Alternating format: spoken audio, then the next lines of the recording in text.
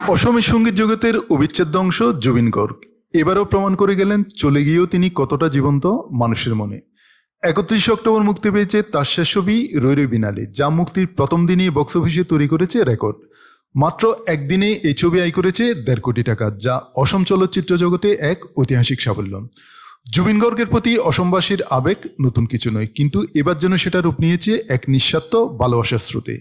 রাজ্যের প্রায় প্রতিটি প্রেক্ষাগৃহে টিকিট বিক্রি শেষ হয়ে গেছে মুক্তির প্রথম দিনেই। শুধুমাত্র প্রথম দিন নয়, পরবর্তী এক সপ্তাহের জন্য শো হাউসফুল। দর্শকদের ঢল দেখে স্পষ্ট, রই রই বিনালে শুধু একটি সিনেমা নয়, এটি জুবিনের প্রতি অসমবাসী শ্রদ্ধাঞ্জলি।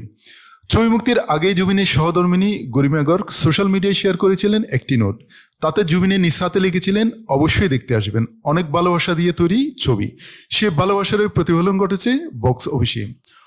অসমের প্রেক্ষাগৃহ মালিকরা জানিয়েছেন, দর্শকদের বিপুল চাহিদার কারণে বাহুবলী, থামা, এমনকি এক দিওয়ানে কি দিওয়ানিয়াতের মতো বড় বড় ছবির প্রদর্শন আপাতত বন্ধ রাখা হয়েছে। হল মালিকদের বাসায় টিকিটের চাহিদা এতটাই বেশি যে অতিরিক্ত শো দিয়েও সামলানো যাচ্ছে না। মাত্র 5 কোটি টাকায় তৈরি এই সিনেমা এখন রাজ্যের সবচেয়ে সফল আঞ্চলিক ছবি হয়ে উঠেছে। বিশেষজ্ঞদের মতে এই ছবিটি খুব শীঘ্রই একাধিক বিগ বাজেট বলিউড সিনেমাকে পেছনে ফেলবে। বক্স অফিস কালেকশন ক্রমেই বাড়ছে এবং এটি অসম ফিল্ম ইন্ডাস্ট্রির মাইলফলক হয়ে উঠেছে। শুধু অসম নয়, কলকাতা, মুম্বাই, হায়দ্রাবাদ, বেঙ্গালুরু ও দিল্লির মতো শহরেও মুক্তি পেয়েছে রই রই বিনালে। প্রতিটি শহরেই চলছে প্রবল সাড়া, যা জুবিনের জাতীয় জনপ্রিয়তার প্রমাণ।